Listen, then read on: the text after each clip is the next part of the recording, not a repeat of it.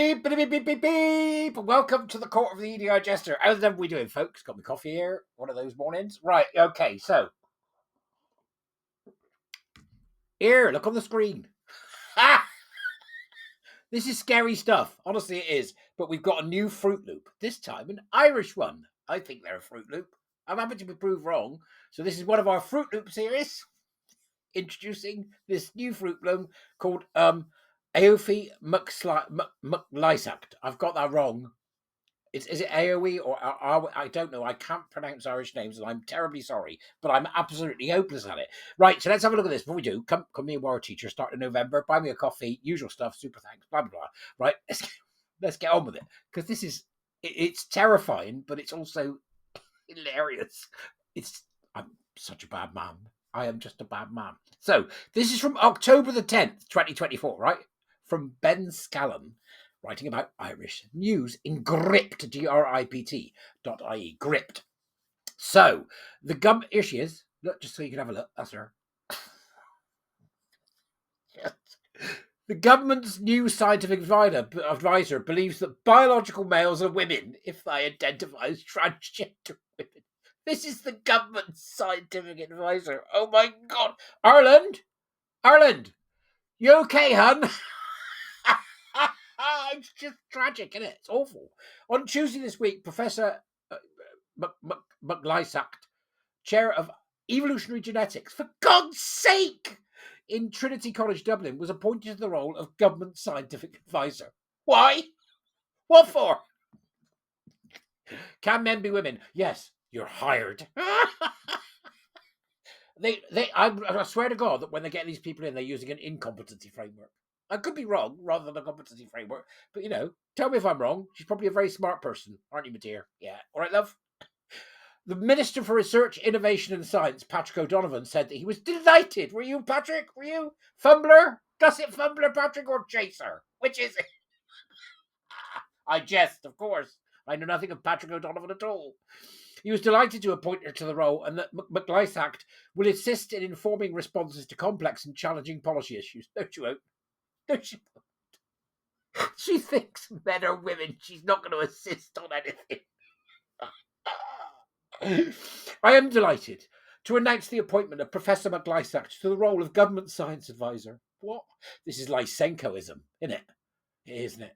It's like Soviet Russia. Lysenkoism. I'm looking forward to working closely with Professor McLysacht on policy issues and also how we can better communicate scientific issues to a general audience. Well, she's got the first thing she had to do was get that right, and she's got it wrong. Why is this woman in place? Professor McLysacht added that she was very excited to take up the position, and she will also now chair the new National Science Advice Forum. Absolutely surreal. Beyond surreal. Notably, Professor McLysacht has repeatedly affirmed that trans women are women, i.e. that biological males who identify as women are the gender they identify as.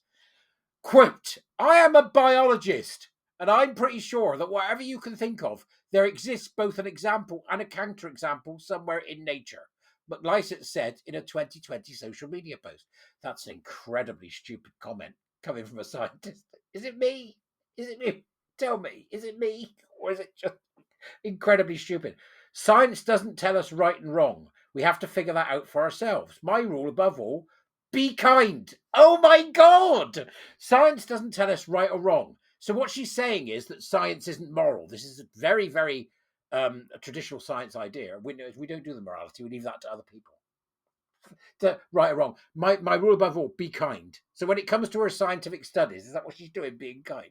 Here, that proves these people are a bit, how's your father? You can't say that. It's not kind. Change the results. What do you mean change the results? Put down what you like. Nobody will know. Who's going to know? I'm only the scientific advisor for the government. Just unreal. And there's the tweet.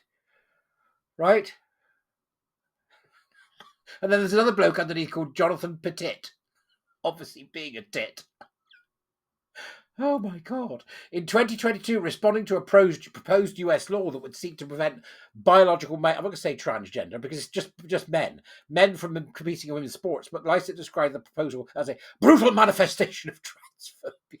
The Irish government's got a lunatic activist as their scientific advisor. Tell me I'm wrong. I want to be wrong, but I don't think I am. Number 1, trans women are women. Number 2, the origin of sex-differentiated sports is not to protect women's sports, but to marginalise them. What the This law is a brutal manifestation of transphobia, she said. And there's the tweet, right? What? She further added, saying that trans women are women does not deny that cis women are women. So now cis women are women. And then there's another one here, right? But why is it so important to deny that women are women? Who is denying that? Saying trans women are women does not deny that cis women are women. Adding recognition in one place doesn't take it away anywhere else. Yes, it does. You unbelievably stupid nerd. Scientific nerd. This is a science. Right, here's what we got to get our head around, right? Academics can be thick.